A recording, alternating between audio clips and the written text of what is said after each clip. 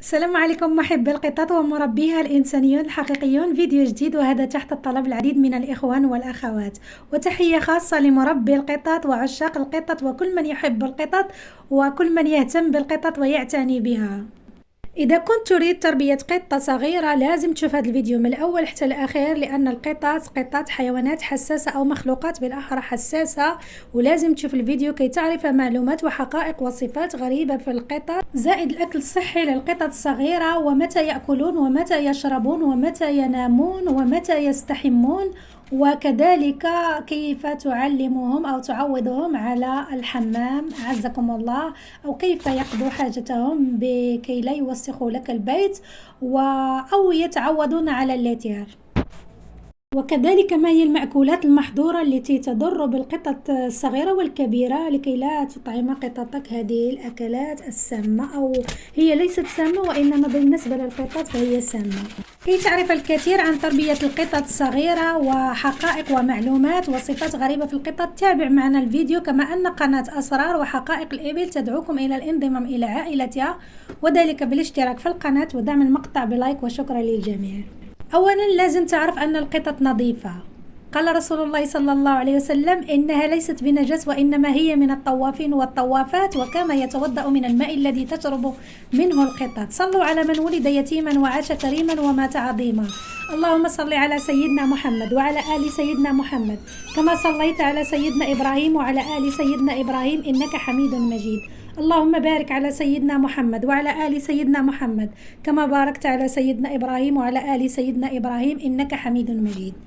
أحبهم رسول الله صلى الله عليه وسلم فأحببناهم. هذه القطط معاشر الأحبة الكرام هي مخلوقات الله سبحانه وتعالى، وهي رسائل من الله سبحانه وتعالى، لذا لا تنسوا القطط من أكلكم أو من بقايا طعامكم، ولازم تتبنوا قطط ضروري. إذا لم تستطع أن تتبنى قطة في بيتك فمن الأحسن أن تتبنى قطة خارج بيتك، يعني ضروري تبنى قطة.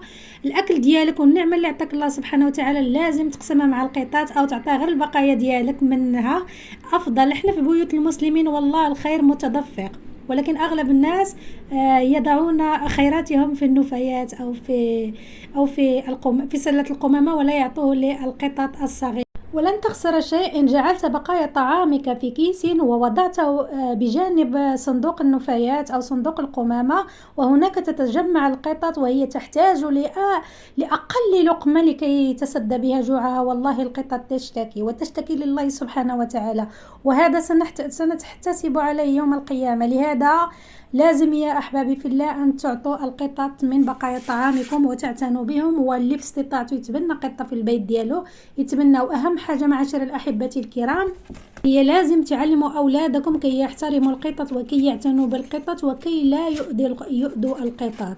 ولا تنسوا معاشر الأحبة الكرام أن القطط حيوانات حساسة أو مخلوقات بالأحرى حساسة كالأطفال الرضع وكالأطفال الصغار، لهذا يجب أن لا نؤذيها، سواء لا نخيفها سواء بأي طريقة. يعني علموا أولادكم أن لا يخيفوا القطط، أن لا يؤذوا القطط. والله القطط تتأذى ولها غريزة الأمومة، سبحان الله، غريزة الأم. القطة غريزة ليس لها مثيل، لهذا لا لقيت شي قطة كترضع الصغار ديالها، كما كان رسول الله صلى الله عليه وسلم إذا وجد قطة في الشارع لا يقلب جيشا كاملا أن لا يسير في هذه الطريق اللي فيها القطة وهي كترضع ويمشي في طريق آخر. سبحان الله، هذا من رحمة رسول الله صلى الله عليه وسلم.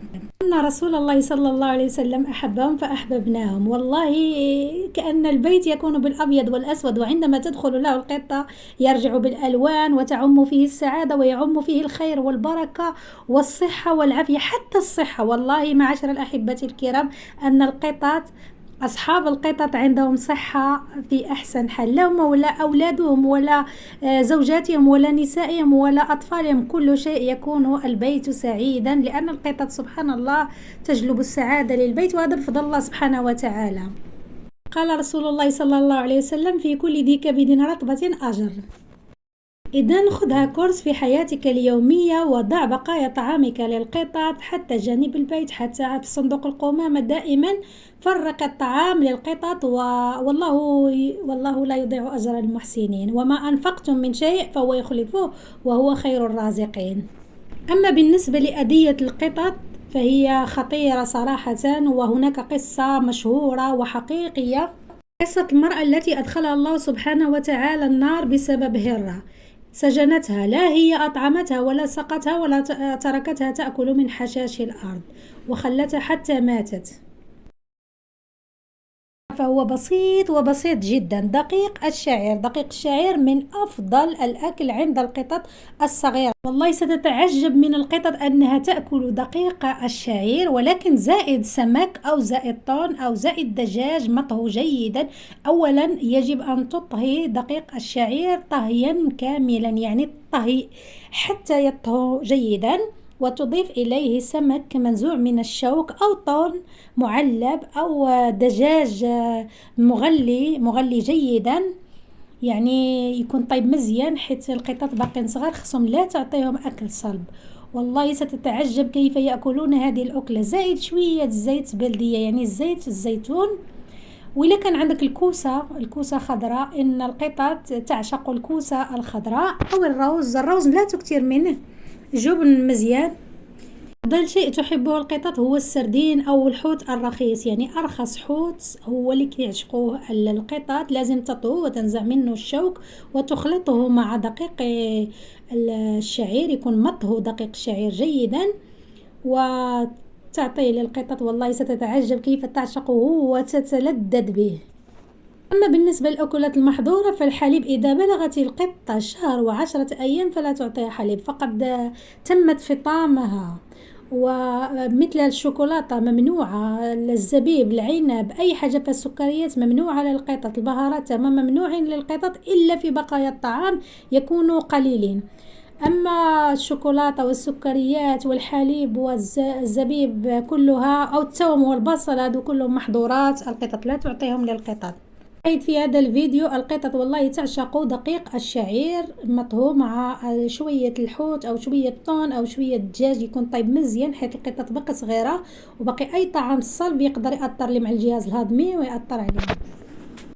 بالنسبة للاستحمام، محظور استحمام في القطط الصغيرة لا تستحم نهائيا، لأن الاستحمام خطر عليها. القطة تستحم مرتين أو مرة في العام، يعني من كيبلغوا القطط 6 أشهر ممكن تقدر تستحمم، ولكن من الأفضل لا تستحم للقطط، لأن القطط هي نظيفة وتنظف نفسها، كما قال رسول الله صلى الله عليه وسلم: إنها ليست بنجس وإنما هي من الطوافين والطوافات.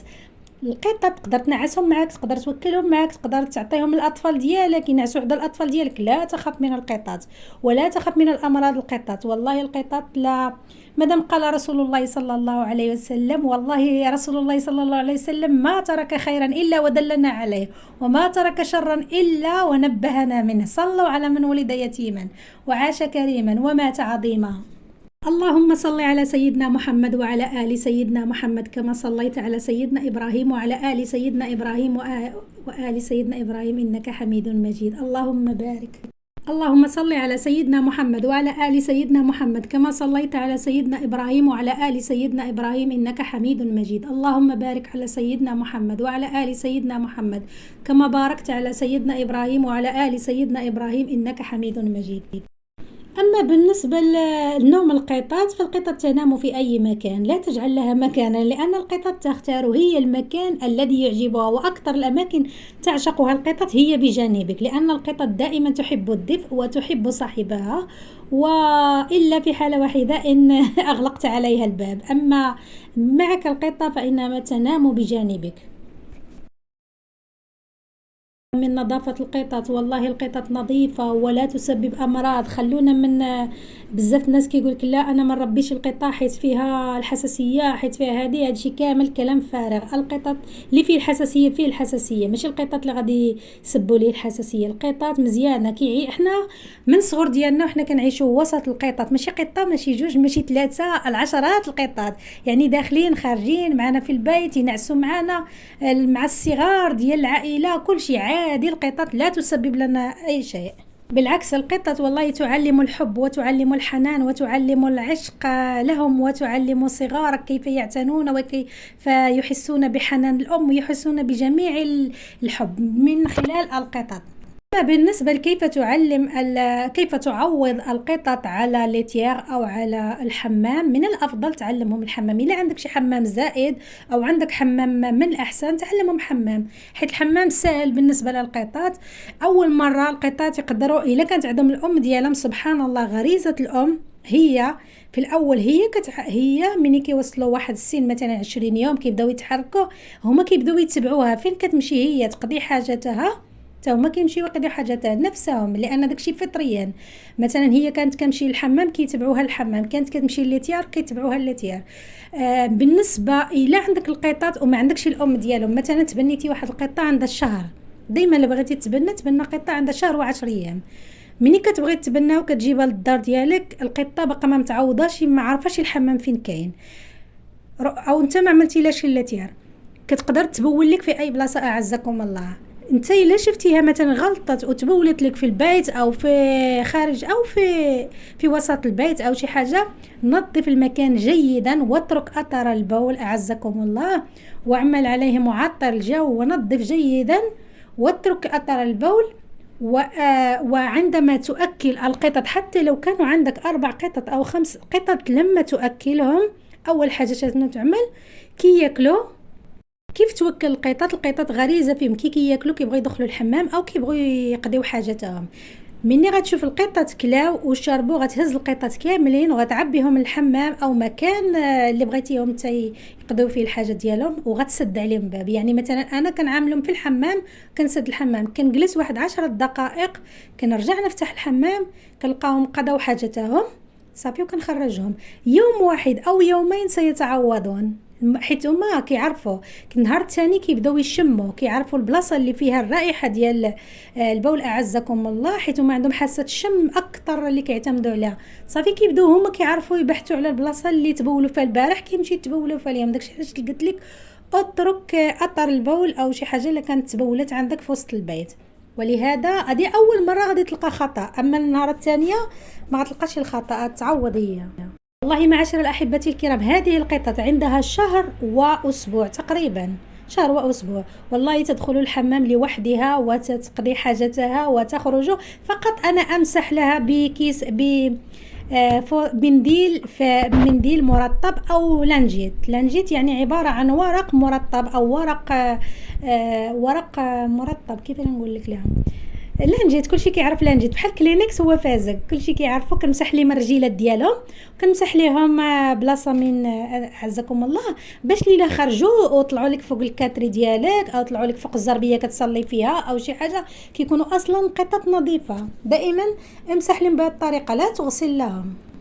هاد القطط اول مره غادي يشربوا الماء، باقي ما تيعرفوش الماء كيفاش يشربوه، فهمتوا؟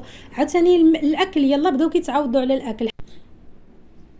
من تشوف القطه كتعمل بحال هكا عرف خصها تدخل الحمام، واخا تكون عندك في البيت وتعمل بحال هكا هزها وعبها الحمام باش تعوض لك على الحمام. هذه هي الطريقه اللي باش تعوض. واللعب خليهم يلعبوا حتى كيشبعوا يلعبوا، عاوتاني كيمشيو ينعسوا. إذا كنت من عشاق الحيوانات وبالأخص من عشاق القطط، قناتنا الدينية تدعوك إلى الانضمام إلى عائلتها، وذلك بالاشتراك في القناة ودعم المقطع بلايك، وشكرا للجميع.